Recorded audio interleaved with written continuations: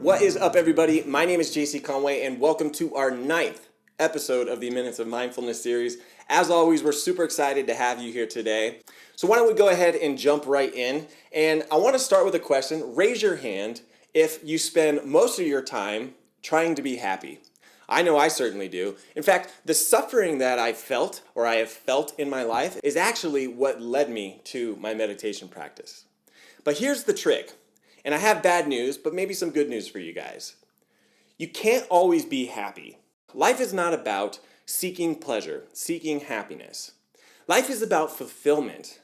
Life is about experiencing the human experience.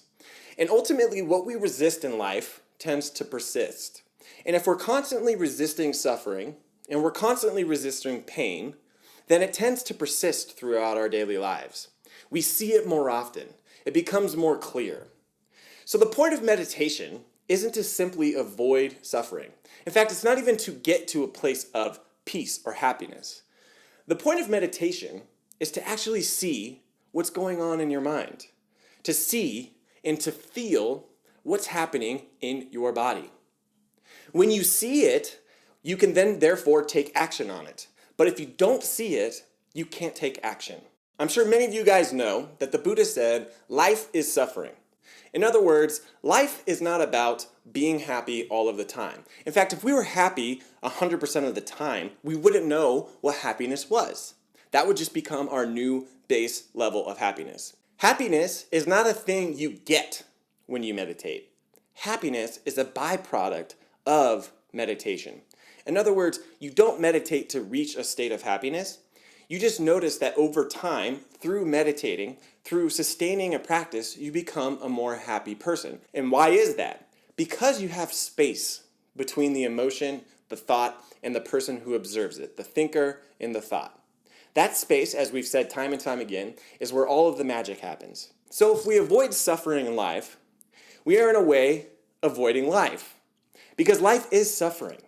And the fact that we do suffer means that when we do have happy moments, when we do have a moment of bliss, it's more impactful. It's more meaningful. So if there was no suffering, there would be no happiness. So next time you're in a place of hurt, or you're resisting pain, or you're feeling suffering, know that this is all part of the human experience. Don't resist the pain.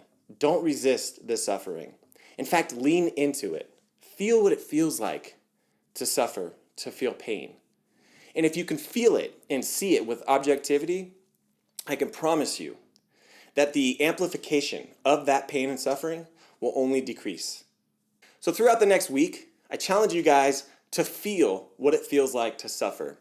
Know that life is not all about being happy. Life is about experiencing the broad spectrum of human emotions.